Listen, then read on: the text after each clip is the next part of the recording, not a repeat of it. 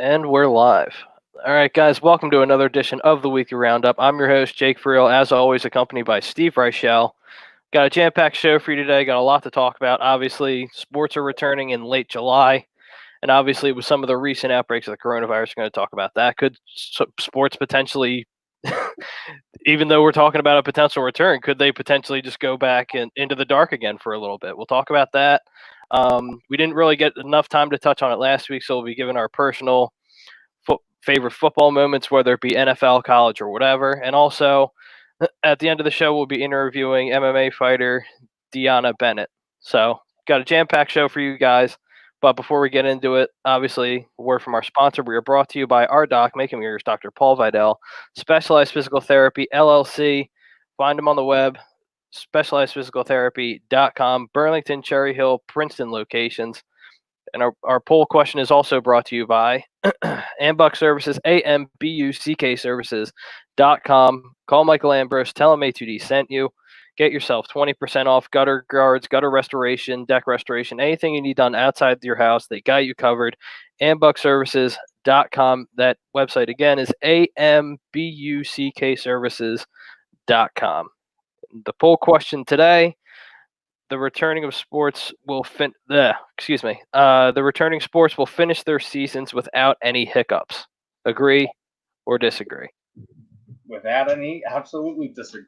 I mean, we've already starting to see it where just from workouts, guys are contracting COVID when we're talking in sports related situations. And not just the players where you have team personnel, trainers, caddies, etc., where you're gonna run into issues. So I still think that we're going to move forward, but to say that there's no hiccups or there may not be, some games delayed, postponed, moved around, etc. I don't think that it's reasonable to say that everything's going to just run smooth. It's not. Right. We know it's not. Yeah, exactly. No, I disagree with the poll as well. But everyone from the comments so far says disagree. James Wilder says disagree. Poe says he disagrees. But it's almost expected at this point, right? Like with everything going on, the number of cases going up and down, and Florida's a mess, and Texas is going up right now. So it's a whole situation. But again, it like you touched on earlier, Steve. I think you're going to have those hiccups, but I think how the leagues are going to handle it, like you'll get guys that'll get cases, but they'll just keep moving forward, unless there's a huge spike, whether it be in the league or something like that. I just don't see them halting it again, just because of all the money they could potentially be losing on.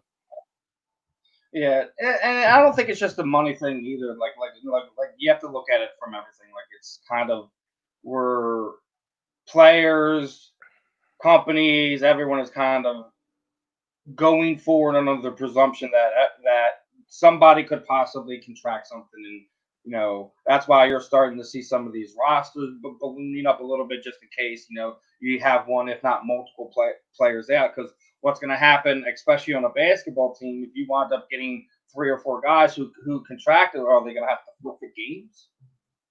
Mm-hmm. No, we're probably going to see a stoppage to see if they clear up in time to move forward. Because if not, you are going to start seeing some issues.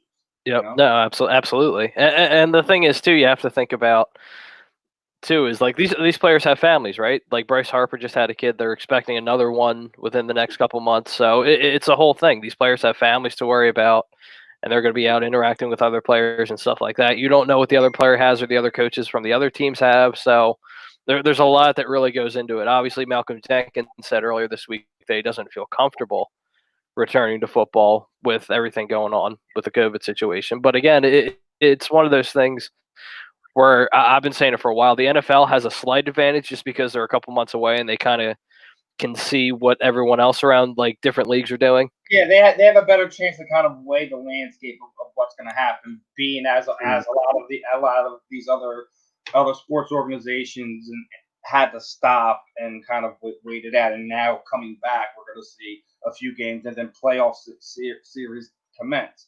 Baseball is also another interesting one because we're so used to the marathon now. Now it's going to be a sprint 60 games. So I mean, there's some interesting things in that. Actually, Jake, there's a question about that. What do you think about the DH thing and the runner on second every the top of every half inning? Does that sit well with you? Does that sit well with you?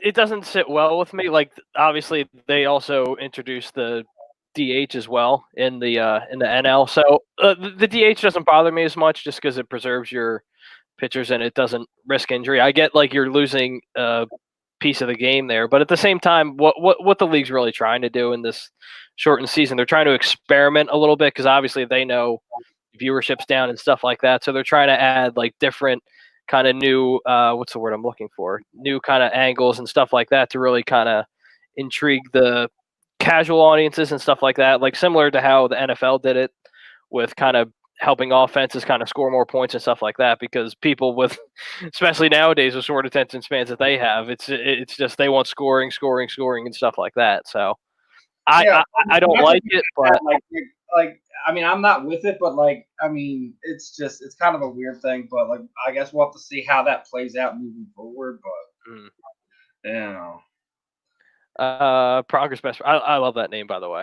Progress best friend. Baseball is generally 30 feet apart from one another.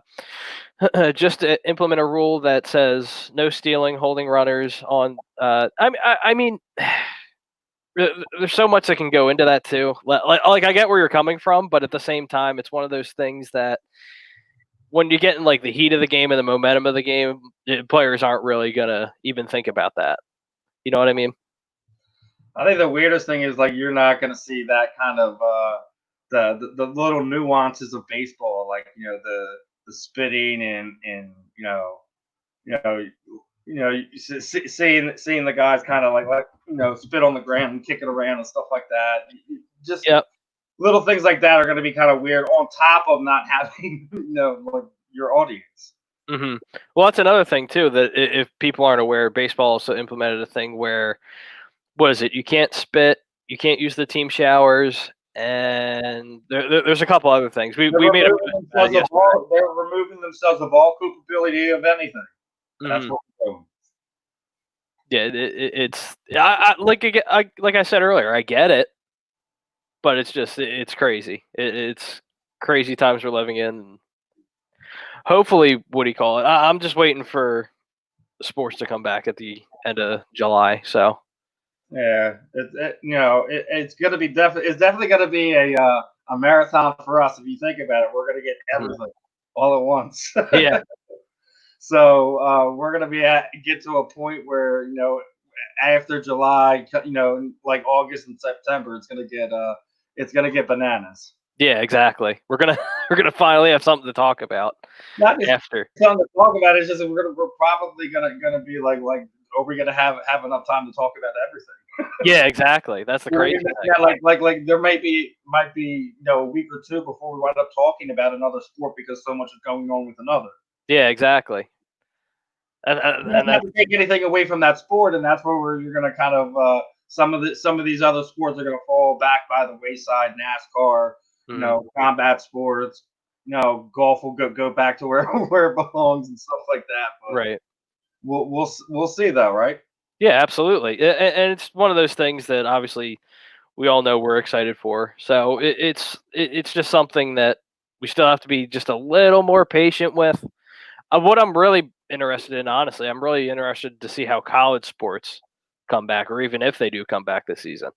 Yeah, I mean, we kind of got robbed of the NCAA tournament, and for the NCAA basketball fans, I'm sure they're sitting there like, what about us? Yeah, what's going on? Well, it's a big loss for the gambling scene too, and that's a big part of their revenue as well. Not a big gambler, so that you keep on with that. I know we have a lot of degenerates here at ATD, but that's not neither here nor there. But it's one of those things where it's such a shame. Just like no NCAA tournament. Obviously, basketball released their schedules. The Sixers released their schedules yesterday.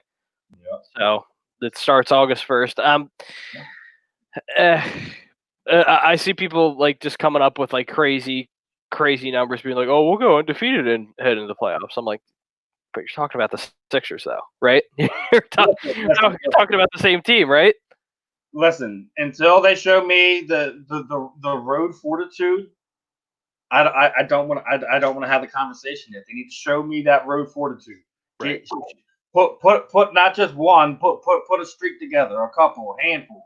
I need something. Show me something, guys. Yeah, just show me some If, sort of if, life if or they something. if they can give me, multiple road wins in these series, they'll wind up doing exactly what they sought out to do. At least make it to the finals, represent the East. We don't know what's going to happen, and especially with the fact when you take away a team, what were we, like 29-2 at home or something like that? Something like we had the best home record in the NBA. But you take that whole thing away from it, it's a different animal. I know, Right. they've had time to sit there and heal up on some things and stuff like that, but they weren't exactly the most team chemistry inclined team in the league at that point in time. There was Yep. still a lot to be fixed and made, and hopefully Brett pulled some things together. But they got to show me. I love this team. I love the fire that they bring. They bring that Philly spirit with them, but we have to see it show with W's on the court on the road. Yeah, right. That's a lot easier said than done. And my concern too is just before we get too deep into basketball, we'll move on to football in a moment. But it's just one of those things where, and we made a post about earlier this morning that Tobias Harris even said he's like they didn't have the chemistry during the season last year or during this season, excuse me. Just on the road, at home you saw they looked like world beaters at home. But for whatever reason, when they leave that audience and they leave the Wells Fargo Center, for whatever reason, it's just not. It's not the same team, No. and that can be a bunch of different things. It can fall on Brett Brown, which a lot of people are blaming, including myself, the team.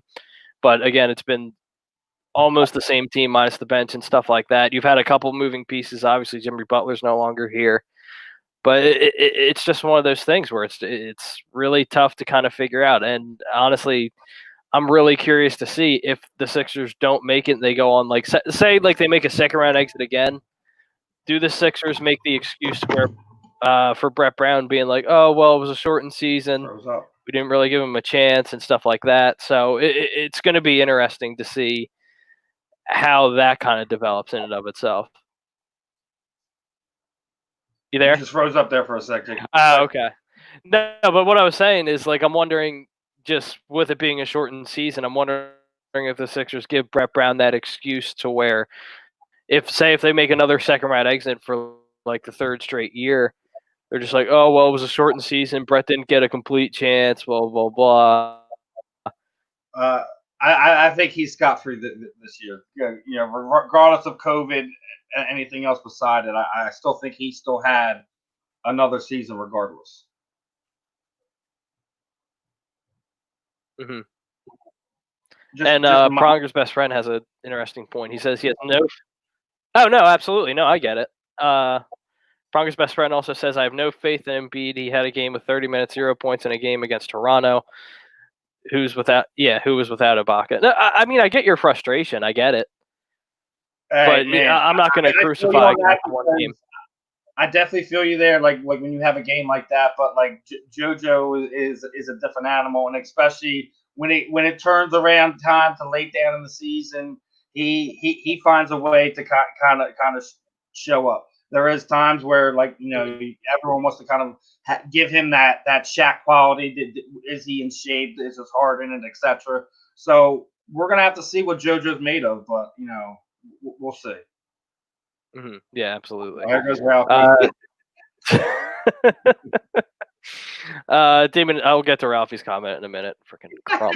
But anyway, Damon Estrada says NBA needs to either put the season on hold until things calm down in Florida with the COVID or rethink where they're going to play because Florida is on lockdown right now. And it's a real interesting situation right now, and I'm wondering how Adam Silver and the rest of the league and the owners are going to handle that. I'm wondering if they're just going to be like all gun ho with it, or Florida, Arizona's real bad right now, so you have to wonder how that plays in because Florida is the hub for the NBA at this moment.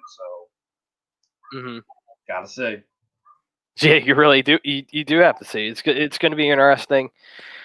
But I mean, again, I'm not making excuses, but it's also a month away, so we'll see. Kind of once things roll around, right before that, I'd probably say like a week or two before the season actually restarts, we'll get a general idea and kind of they'll figure out where to go from there. I think at this point they'll just wait and see. Yeah, it's we'll have to see how it plays out over the next 2 to 3 weeks if anything changes drastically in that area. But I mean, Oh, okay, Ted. but I mean, are we? Reopened last week. Do we want to get on to our moments, or we want to? Yeah, absolutely, absolutely. If you want to kick it off. We touched on some, but I wanted to kind of go outside of our Eagles box a little bit. Mhm. I still think the '92 Bills Oilers playoff game, the comeback, is probably one of the greatest games moments in Oh, NFL. that's a good one. I That's a good mean, one. Frank Reich, Don Beebe, that. I mean, I think that was just one of those games. Yeah. Warren Moon in that air attack was just so amazing, and the next thing Kelly's hurt goes down, and Mhm. Mike just everyone just like thinks to take a fork in them, and they just put that running gun offense of their own kind of played into it too. So it was Yep. that was a good one. What you call it? Elway Super Bowl with the helicopter spin. We got Oh, we're going for the first spun like down. a propeller. Yeah. Yeah, I mean that.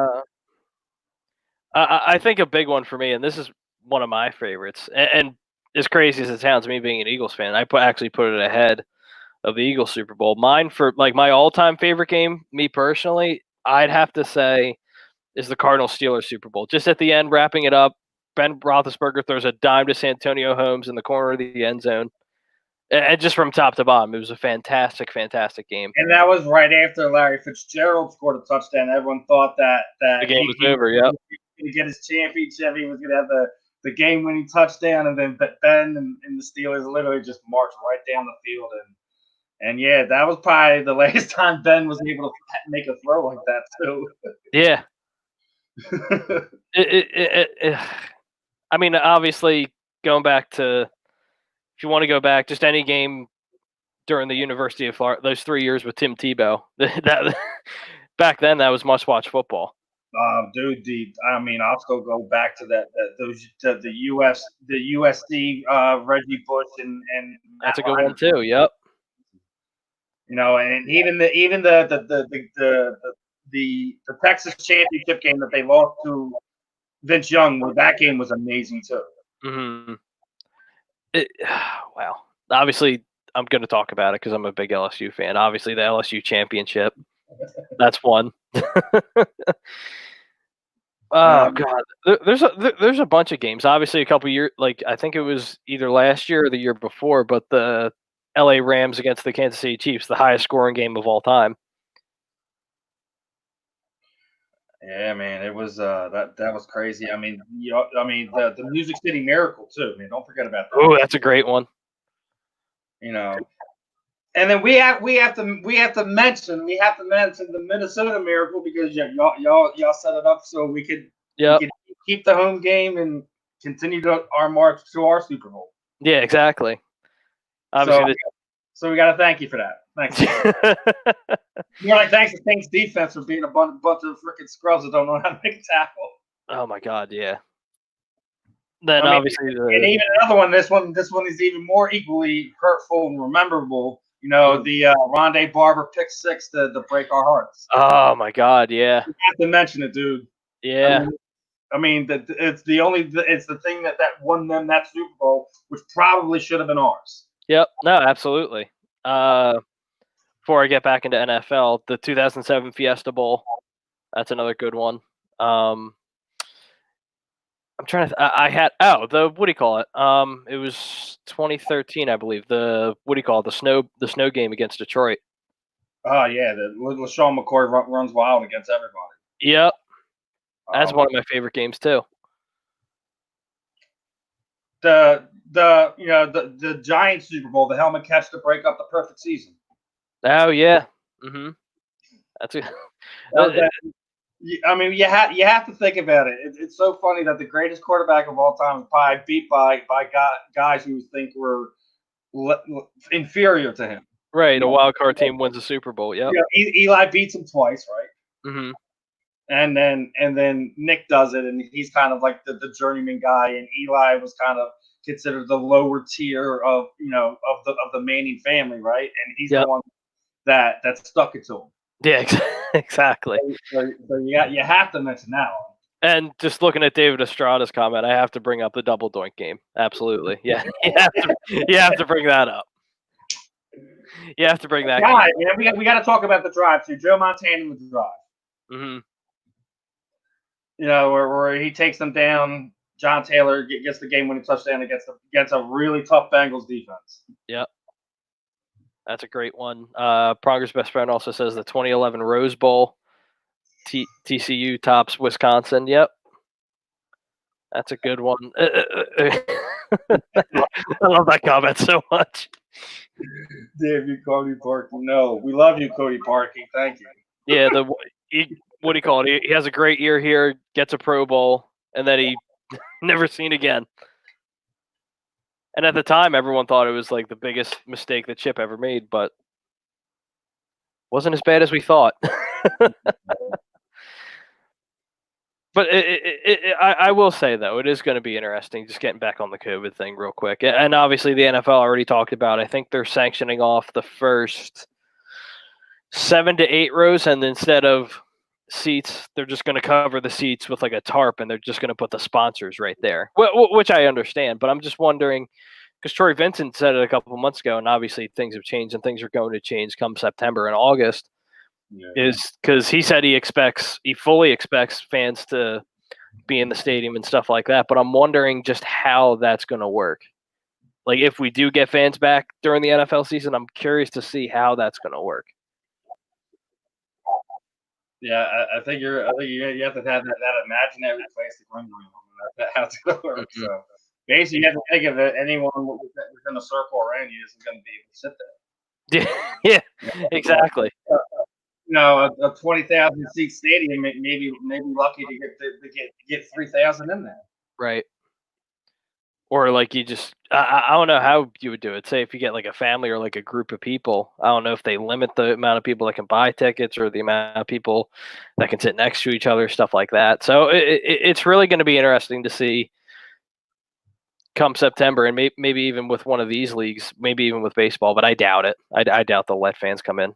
I think NFL is really going to be the one that really brings up or brings in or allows fans to come in. But what I'm actually curious about as well is they haven't said anything about tailgating, right? They haven't really mentioned anything about tailgating. They're going to basically say they don't want anyone gathering outside either. I guarantee it.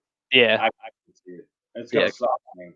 Yeah. You'll have people trying to tailgate somewhere, but it's going to be tough. Yeah, I completely agree with that. I think they'll lock down the parking lots and stuff like that. If they don't, I'll be surprised.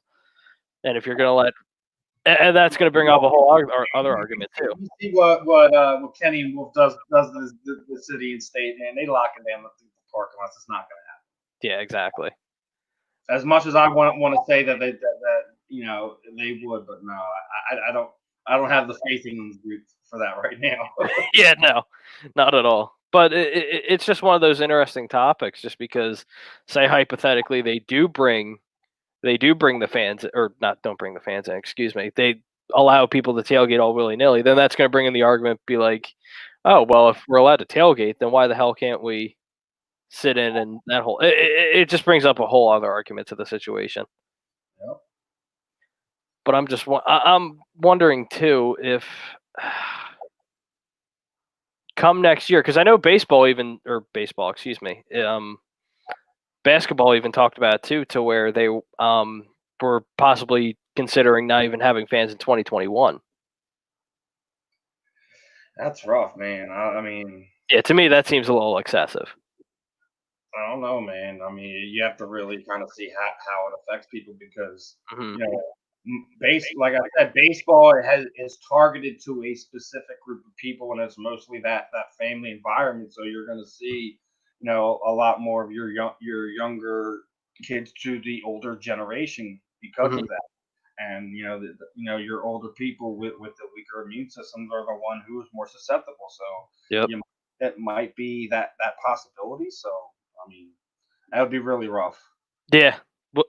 And it's what do you call it? It's a big hit for the league too. Obviously, they don't have an issue with making money, but ticket sales and concessions also go into it too, right? So Yeah. it's gonna be really interesting once we see kind of and like we said earlier on in the show, it's just one of those things where the NFL kind of has a slight advantage to everyone else because they can kind of sit back, relax, and kind of not relax, but just kind of sit back and They wait. can weigh the landscape, see how it Yeah, plays, exactly. Yep. where everyone else is kind of diving into the fire, and they're gonna have to kind of just play it as it goes along. Yeah, exactly. Now, will they have fans? We'll see. Me personally, I don't think so. I'll be surprised if they do. If they just allow fans all willy nilly being like, oh well, no social distancing, just come right in. Yeah, but Hey man, it's gonna be real interesting. But it plays out, man. I mean, mhm, well, especially for basketball because they're in one of those states that is kind of has a high fluctuation of cases right now. I mean, yep. I don't think hockey's actually laid out where they're going to go, and you would have to think that they should have one of those hub cities be in Canada at this point in time because you don't really see the cases in that way up there. Or at least they're not getting reported anyway, right? Yeah. Well, that's another conversation for a Yeah, for whole other another time. But it's crazy. But and I agree with you, Steve. It's one of those Canada you definitely have to consider, but it's it's a North it's tough. American sport at this point in time where the most of the money comes from here. So, Yep. and I think if you don't, if you don't have one of those hub cities up there to at least start it, you're Yep. gonna have some irritated hockey fans. I'll say that much. Oh, absolutely. Yeah, you're right. I know they named a couple of the hub cities. I forget exactly which And one. I think there were a few Canadian cities, but I don't know. My gut tells me they're gonna go after the green. Yeah. Um, Pronger's best friend also has an interesting comment. He says teams are going to go back to the Chicago Blackhawk ways and charge fans to watch it on TV. Yeah, no, no way, no way. Oh man. If that happens, you're having a revolt. People will start Yeah. nixing the league and stuff like that. So the Yeah, people talking about canceling this and canceling that. They're gonna cancel the NHL real quick.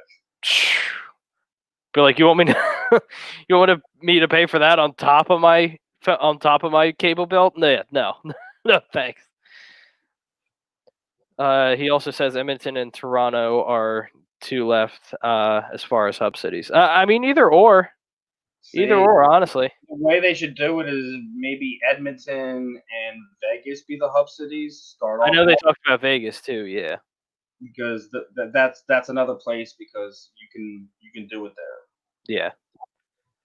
Well, So I'm intrigued too if they want to like space it and out then to you keep where. it on that. I mean, it sucks because they keep us completely away from it. It'll be on the West Coast completely. But I Yeah, mean, but you have to think about logistically and everything else, and the teams are gonna want to keep involved for it. So yeah. And obviously, in my opinion, just after reading Pronger's comment, is just Edmonton and Toronto. If you have those two hub cities, it makes sense just because they're only a couple hours apart from each other. So if you want to just kind of stay relatively in the same place, but you're only a couple hours apart, you can jump in between each stadium. So it's definitely a conversation that you have to consider, and I can guarantee you the league is having as we speak. yeah. But it's really it's tough. It's really tough because obviously, like we talked about earlier, and I'm not going to delve into a whole COVID thing because that's not what we're here to talk about. But It's all enough, right? yeah, exactly. That we've been talking about for going on 4 months now. It's insane. It's absolutely insane. But again, like everyone says, it's the world we live in right now. But I think once sports come back and we all get some sort of normalcy as far as that goes, I think we'll be fine. well, not like 100% fine, but like we just so the general public can have some sort of normalcy, and we all have something to talk about instead of just sitting at home. People watching the news, watching golf, and watching like the only sports that are on right now being golf and MMA and NASCAR. It's people want the four major sports back, plain and simple. Not taking any shots at any other sports, but that's what people You want. know, it's what they're used to mass consuming on a regular basis as it is anyway. So it's like, and we've already spoken about this so many times, just what sports means when with all we're going through with COVID and the social injustice that we've been dealing with and that's been really kind of pushed to the forefront over the past Yep. month. It's you need something like this to kind of bring everyone back to as what you're saying, some type of normalcy. Regardless of of the fact that NASCAR is out there, regardless of the fact that golf is coming back and MMA is kind of still been here for the most part the entire time. It's just with those sports, it's something different. There's a different connection. There's something that everyone loves about each and one of those sports. They all have something special to give back. It's going to be really interesting to see what basketball does, just because of how they have this unique platform for their athletes. They have more of a voice than kind of any of the other sports. Mhm. Hockey, you're seeing something going on because you have, I think, Wayne Simmons and some guys have a sports coalition going on in the NHL, kind of doing their part with that. You're seeing stuff like that, so Mhm. we're starting to see things. So it's going to be kind of interesting. Yeah, absolutely. And with that being said, currently waiting in the wings, we have special guest MMA fighter Deanna Bennett. Oh, hello. How's it going? Good. How are you? I'm good. Sorry, I'm using my friend's phone because my phone died, so I'm trying to figure it out. So if you see this, that's why. No, I you're don't know how cool. to work volume. I don't know how to work anything on this thing. So Yeah, you're all right. You're good. But before we get into it, how are you guys dealing with the whole COVID situation and everything? what? How are you guys dealing with like the whole coronavirus situation? Are you guys okay or? Corona camps are not very fun. I mean, dealing with Corona itself, making it work, it is Right. what it is. Yeah. Everyone's staying healthy, but like trying to navigate a fight camp. My coach was like, "Listen, a Corona camp is different than anything we've experienced." I'm like, "Yeah, I know. All the gyms I normally go to are shut down, so I Right. have to like work in garages and get work at like random places." So Yeah. I get it. It's camera on this phone. I don't know. And obviously, you bring up working out, and with your fight coming up relatively soon on the 2nd, I'll just ask this question right away. Well, obviously, we're in strange times with the coronavirus, like we touched on, and your fight coming up on the 2nd. How much has COVID affected your prep for the fight and affected your camp? I mean, it's completely different because I usually have a very strict routine. I out here in Jersey, I usually have like 4 different gyms that I go to and train at, and obviously none of them are open. And then for the first half of my fight camp, I was actually in Utah because when everything started going down, I went out to Utah to take care of my mom. She's been having some bad health problems. Okay. So thankfully, that's where a lot of my old teammates are, and I was able to train with them, and they've got masks and stuff. So I would have to say actually, the majority of my camp was in Utah, and just for the last few weeks, I've been with my coach in Jersey, like finishing things up. Okay, cool. So as well, obviously, you like most of us have probably heard about Miranda Maverick getting called up to the UFC and unfortunately not being able to perform due to injury. Kind of, what are your thoughts about that? Since you two have fought and you two do have a history. I'm honestly super happy for her. Miranda's awesome. We fought twice. Once in a regular fight, once at the finale for the tournament. And 1-1, I won one, she won one. I'm just happy that she has the opportunity. She's young, she's going to have a really good career in fighting, and it's just the beginning for her. And I was super bummed to hear that she got pulled from the card, and there's some other issues behind that. And so, I just hope that she gets that dealt with and gets taken care of, and that we could see her back in that octagon soon. That's what you aim for with fighting, and like I said, she's good. I don't hold ill will for for anyone. And she's somebody who, she's definitely a great opponent, great person in general. And so I'm happy to see her succeed. Yeah, absolutely. And just a segue to that, obviously you were in the UFC for a period of time. If say you were called back in the UFC, and just would you entertain the thought of possibly fighting Miranda again and kind of just creating that trilogy? Yeah, honestly, it was something that was thrown out to me with Invicta. It was something that, if we went back, people can be like some of my best friends, and it's all business when you get into the cage. So, of course, if the opportunity, if it was right, if it means getting back into the UFC, fighting her again, of course I would. Okay. It's not anything personal. Just like on the Ultimate Fighter on the show, Sarge was one of my better friends that I had made on the show, and you know what?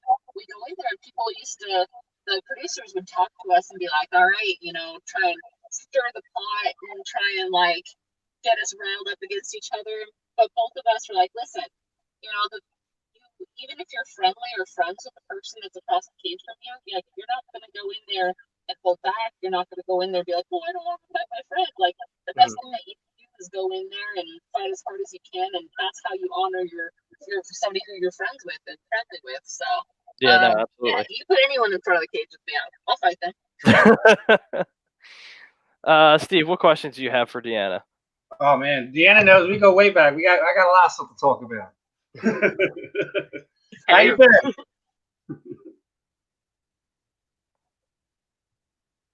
How you been out there? How have I been? I'm alive. That's all I got right now. Sorry, this isn't my phone, so I don't know why the volume's being weird. So that's why I have to come close and yell at my ear or whatever is on the screen right now. So we've done this so many times, and I wanted to kind of go away from the MMA question. I was going back on your profile, and I see something disturbing. How are you a Mets fan? How are you a Mets fan? Oh, come on. We're going to have some bets coming this baseball season, Deanna. I know, which I'm super excited is actually going to start now. Well, my whole life I was an Oakland A's fan, and so I deep down Oakland A's. Like, my dad was a big baseball guy.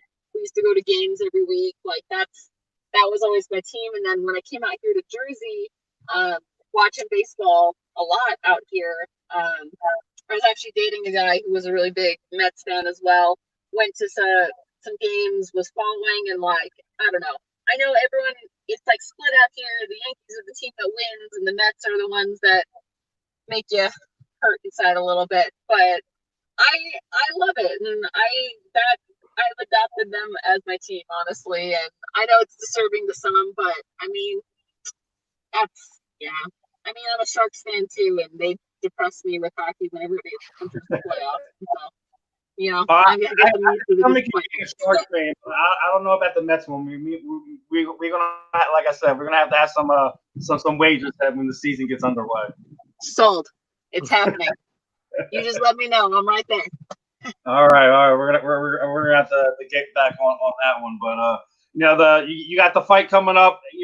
What do you expected out of this one? You're in uncharted waters, not your normal training, not normal times. What are you really expecting out of this one? Honestly, with training, it goes back to almost like a primitive fight. Everyone's not having their normal routine. Everything's different for all of us. Not a single person has their normal schedule, normal routine, and everything. And so it's gonna be interesting. It shows kind of commitment to the sport going in there. I know Victoria's gonna go in there and she's gonna fight as hard as she can. We're all in the same boat. We want to fight so badly. We're willing to go through all these difficult conditions with it not being ideal just so we can get into that cage. And so, I'm expecting her to come at me with everything that she's got, and it's going to be a tough fight for sure, because I know she's going to do everything that she can, but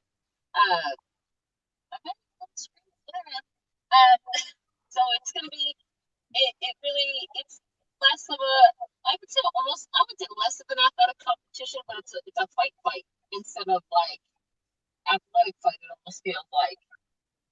Is the no fan thing gonna be a interesting factor for you? I love having fans there. Like, having fans in the audience is great because you feel the energy from the crowd. You know, you do something good, you hear them. You do something bad, you hear them. I've had fights where I was booed before, and I was like, that actually made me pause, and I was like, guys, I'm trying. Stop booing me. And I'm like, oh, wait, I'm in a fight. I should probably do something so they stop booing me. But, I mean, on the Ultimate Fighter, we had very limited people that were in the room for that one. Like, we had our teams, of course, and then, like, a couple other people. But there wasn't, like, the big fans. And so I think it's going to be similar to that, honestly. Like, I don't think it'll bother me too much. It might actually put a little less pressure on going out there and performing. Because, like, I always get to the stage, I look around, look at some of the people that are right up there front, and look at their face, and I'm like, this person thinks that I'm going to get the crap kicked out of me. So, like, what am I getting myself into right now? But it's just a different dynamic, and I like it because I'll be able to hear my coach better, and you know, I trust my coach with everything, and so I think that's going to help a lot. Yeah, I thought that was one of the kind of cooler things about it is you guys are going to be able to kind of make a lot better in-ring adjustments than you've been able to do in the past. Kind of one of the, I think, cooler things about COVID MMA fighting, so to speak. Yeah. But another thing about it is you're normally Miss Goofball, Miss Weirdo, you know, with everything else. How are you going to be dealing with that? Because you know, I know you know you're all over the place when yeah. you know. Well, I've already been told no touching people, no licking people, no licking people, no licking people, and so I like my coach is like, listen, we're going full Hannibal Lecter get up. Like, you're gonna wear the straight jacket, you're gonna wear the melt, like you're gonna have the thing around your face, not just a real mask. You're gonna have like full Hannibal Lecter mask, like no touching strangers. And like, I don't know what to do. Like, I'm gonna have like the superstar, my hands in my armpits the whole time. Like, okay, I can do this. Control yourself. You got this. So, it's gonna be a different one. I'm like, okay, no petting Laura Senko when I win. That can't be something that I do because you have to keep your hands to yourself. And it's funny because I was back in Utah and I was training with Court McGee and Ramsey Nijum, and they're like, yeah, there's no way that you have to worry about COVID because I'm pretty sure COVID has to worry about you. All the people and things that you've licked, like, you're immune to everything. Like, you know, you got a solid point there. Good point, Ramsey. Oh man, yeah. I mean, if anyone has been on Deanna's social media, she is a fun-loving person, you know, and it's gonna be interesting. Yeah, if she ever contracted COVID, don't worry, it's going to die. I promise you. Yeah, it'll just go right out of my system and be like, listen, we need to find a new host because we're not living in this one. Oh man, but yeah, I mean, it's kind of weird, interesting times we're going to be in, and this sport has kind of changed a lot, even since the last time we spoke and stuff like that. You know, we've gone through different goats in the sport. It went from Rousey to Cyborg to, you know, and then now to Amanda. What do you think about Amanda taking some time off? You know, with a lot of these fighters kind of sticking it to Dana, so to speak, sitting there saying, you know what, we're going to take some time off and really leaving them with not a whole lot of needle mover options, so to speak. You know, I feel like Amanda, where she's at, she deserves the right to do what she wants. You know, she's the double champ there. She's obviously, you know, the best female fighter around, and she has a baby on the way, and so, you know, I think she deserves to have a little bit of time off, and then if they give her the right fight that brings her back, then to go from there. Like, it sucks, obviously, for the people in the division. So, like, they're trying to get to the title fight, to get that goal. But, you know, we're people, too. Like, she's in a spot. Like I said, she's a family. She's having a kid. Like, it's, maybe give her a little break. And then, but honestly, people say that they're going to take long breaks, but I know for me, myself, other fighters, we can't get out of it that easy. You know what? I'm kind of bored, so let's go to the gym. Yeah. And then next thing you know, like, you know what? Maybe I'm ready for a fight. So, like, normally, like, it's like 9 months and they're back in the cage anyways. Oh, yeah, exactly. Look how many fighters retire retire. And then all of a sudden they're like, okay, just kidding, I want to come back. Like, you're on a favorite.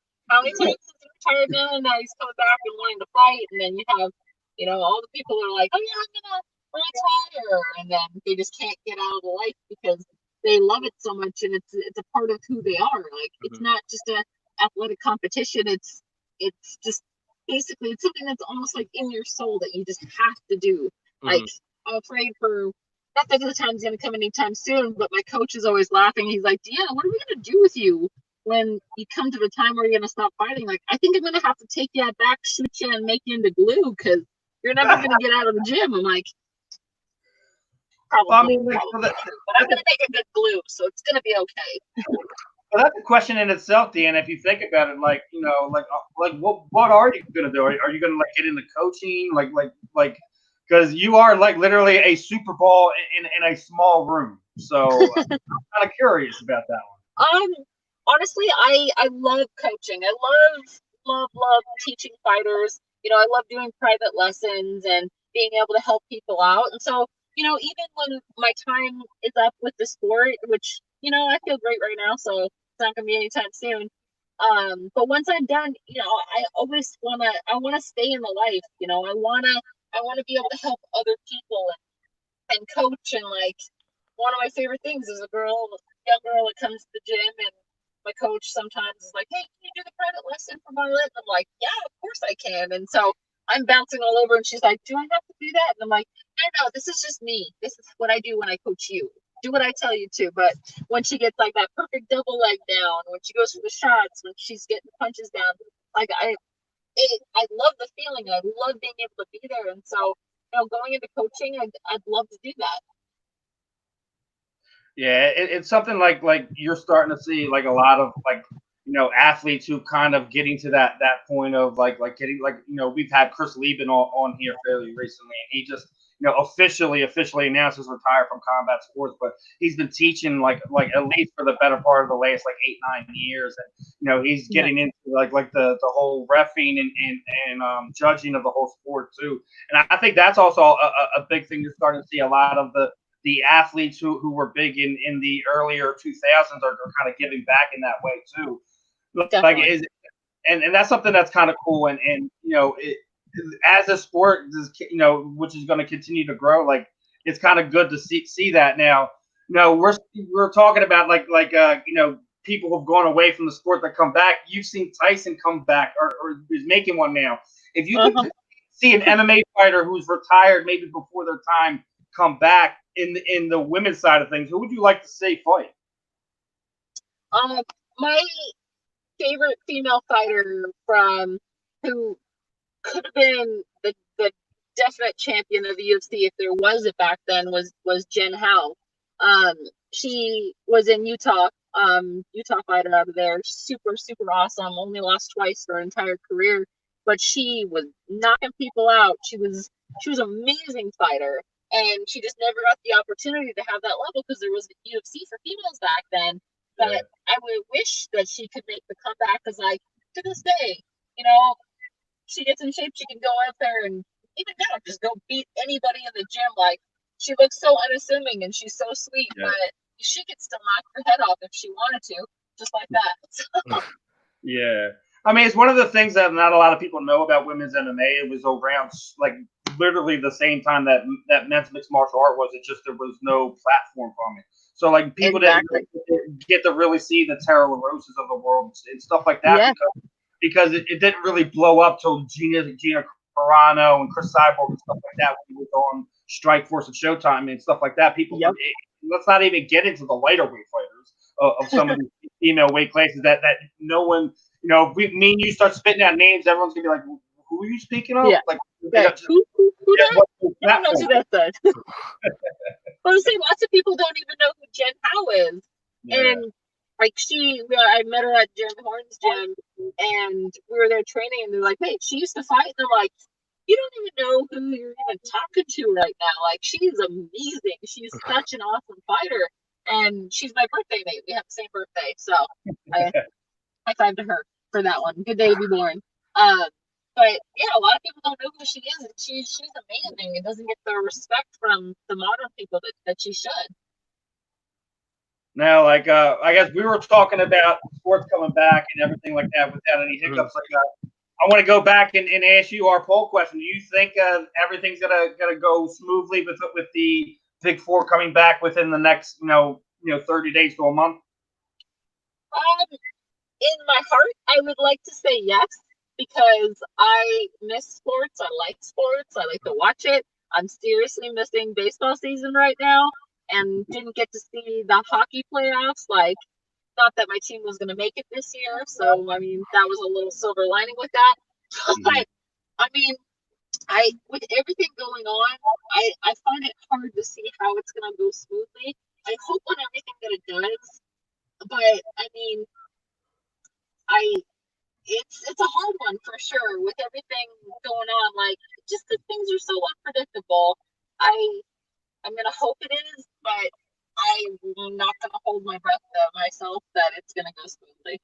Yeah, that's pretty much where we're all at with it, and kind of crossing our fingers, hoping that people are smart and be careful and do proper things, because as I was already sitting there saying, like, we as mankind, Americans, etc. We need sports right now. Definitely, it's kind of it brings people together. It's something for people to cheer on and takes their mind off of things. Like, it's like sports are great, but not just for the people that are competing in them, but for everyone. Like, something that people can. We definitely need the excitement, the debate, everything. Exactly. We need something to uplift people right now and bring people together, because there's so much separation and so much frustration with everything, and anger and with everything, and like just people being upset, not being able to leave their house for months. Like, we need something to be able to kind of lift the morale of the world right now, honestly. Yeah. I mean, if there's anything you could sit there and say to anybody right now in those regards, like, what's your message to the world, I guess? I mean, that's a hard one. There's just so much anger and so much hate going on right now, and so much aggression between people for, like, well, obviously there's some big things that, like, definitely need to be taken care of, and we won't go too far into that, but like that is something that absolutely, I get that completely. But it's just like the little things, people upset because they don't want to wear a mask in public, and people upset and like getting very angry about stuff like that. Like, those little things, like, come on, you just have to enjoy life. It's something that I had, it was when my dad passed away, I spent a lot of time thinking about things and thinking about, what was important to me. And it's like, you can't get so caught up on the little things that are out there. Like, you have to do what's important to you. You have to place the emphasis on your life on things that make you happy, that's going to make the world a better place, that's gonna bring you joy. Like, I quit my job at the time. It was a great job, but it wasn't making me happy. And so I quit it. I worked a job that was making a whole lot less money at, but I was happy with myself. And I think we forget that our place in the world is to be happy. Like, and you should be doing what makes you happy, and not just holding on to the anger and to the horrible things that are out there. Like, okay, so somebody said wear a mask. Like, is it gonna kill you to wear a mask? No, it's not. Exactly. Like, there's no reason to get wound up with all the little things. Like, we're supposed to be happy. And that's one of the other things. Like, you just mentioned it, your dad and Father's Day just passing, and with all that's going on and being able to compete, is that going to be kind of even more of a special moment to kind of be able to go out there and perform it, and to kind of give something for everyone to cheer about too? Definitely. That's Father's Day is always a day that hits home. Like, I to this day miss him every single day. Today, after I got done with practice, I sat in the corner of the gym with my dad's badge and just kind of talked to him about everything, about the fight, about everything that's going on. Like, I have talks with him all the time, and I just know that if I was around and if he was around, he would be here and even be excited for the fight. You know, he always got super excited anytime I had any type of athletic thing. You know, me and my sister, he was our biggest fans for everything. And so, you know, we need the sports in the world, and we need something to bring us together. And you know, I hope all of us girls over at Invicta can put on a good show and to really boost the morale for everyone. Yeah, absolutely. Well, Deanna, that's pretty much the gist of what I got. If there's anything you want to add, you know, anyone you want to give some love to before we let you go, the time's yours. Yes. First off, thanks for dealing with me in my ear, because I'm pretty sure you saw my ear more than my face. But I mean, it's a very pretty ear. It's got a little cauliflower, and you know, I think there's a little sand in it because I was just sitting on a beach. But first off, thank you guys for having me on, and hopefully I made some coherent words, because words are hard, and when people want to talk to me, and I look like a swamp demon today, so maybe it's better you were looking at my ear and not my actual face. So, first off, you know, my coach and my training partner is like Brian Wright. He's an amazing coach and does not get the credit for that he should get. He should be up there with the top names of coaches in the sport. You know, I've had a few coaches in my fighting years, and he's the coach I've been looking for my entire career. Like, he's absolutely amazing, and if anyone's in Jersey and they're wanting to get into fighting, I would definitely look up him and his Jim Killerby. He's great, and I would trust him with anything. Like, he's somebody that I would, you know, go into war with 100%, and I wouldn't imagine not having a fight without him there. And that's why I'm back here in Jersey. And like, because everyone in Utah was so great. You know, I had Court McGee helping me out. My friend Sula was helping me out. Ramsey Nijum, I was able to go to his gym. My friend Dane, they were able to help me out there. Like, every person, like my friend Chris has been my main training partner out here, and she's like, "Okay, is camp over? Because I'm tired of you punching me now." And I was like, "Camp's over. Don't worry. I'm leaving for Kansas City tomorrow. You don't have to worry about it." But the guys at Thrive Spine and Sports Rehab, they've been great for helping me out. New Jersey Nutrition is always good. Gotta give them a shout out. Stella does my fight outfits, which I'm super excited. My last one was amazing, and I know she's got a great one for me this time, which is good. And oh man, I know I'm forgetting about a million people because I get long-winded and I'm like, wait, what was I saying? Again, words are hard. I get hit in the head a lot. Sorry, team. This is Bulldog Strength and Conditioning. There you go. He's amazing, 100%. So, basically anyone that supports me, you know, friends, family, you know, fans. I love, even though I'm terrible with responding to things sometimes on like Instagram, that kind of stuff, you know, every little thing I get, it makes a difference to me, and I appreciate it so much. And being able to talk to y'all, like I said, I love it, even though I'm like swamp demon and I don't even know where the camera is on this, so I don't know what's happening. Technology's hard. And that's all I got to say about that. But Deanna, we really do appreciate you coming on. Best of skill as always. Thank you guys so much for having me. Yeah, absolutely. Good luck on the second. Oh, that's a fun. Yeah. Thank you so much. Yeah, have a good one. Tune in. It's gonna be great. Victor's gonna put on a great show. All right. Appreciate it, Deanna. No problem. Have a good day. You too. Oh man. Like I said, she's a unique woman. Yep. Yeah, and she has the fight on the second, so obviously keep an eye out for that. Obviously we're literally right up against it, so obviously we do appreciate you guys coming on. Obviously wasn't really much to talk about as far as sports goes. Kind of a slow week, obviously.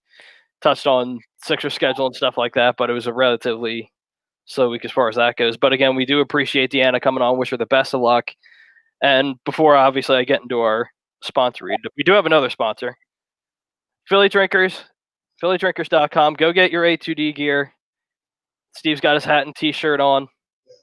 So as far as that goes. But again, we do appreciate you guys coming on. We hope we kind of took you away from kind of the Corona conversation. Obviously, that was the main topic of the show. But appreciate it, Pronger. But as always, we are brought to you by our doc, Make 'em Yours, Dr. Paul Vidal, Specialized Physical Therapy, LLC, Burlington, Cherry Hill, Princeton locations. Find them on the web, specializedphysicaltherapy.com. And we are also brought to you by Ambuck Services, AMBUCK Services.com. Call Michael Ambrose, tell him A2D sent you. Get yourself 20% off gutter guards, gutter restoration, deck restoration. Anything you need done outside your house, they got you covered. That website, again, is ambuckservices.com, AMBUCK Services.com. And just a heads up, before we go, obviously no show next week, 4th of July. Everybody be safe, obviously. Stay safe. And the 11th, we have a big interview coming on the 11th, so that's going to be exciting. Well, we won't spoil anything just yet because we still have a couple things to iron out on our end, but we have a big name coming on the 11th. It's going to be exciting. Got a bunch of guys coming on, so it should be a great time. As always, Jake Friel, Steve Reichel, and we'll see you guys on another week of the Weekly Roundup. See you guys.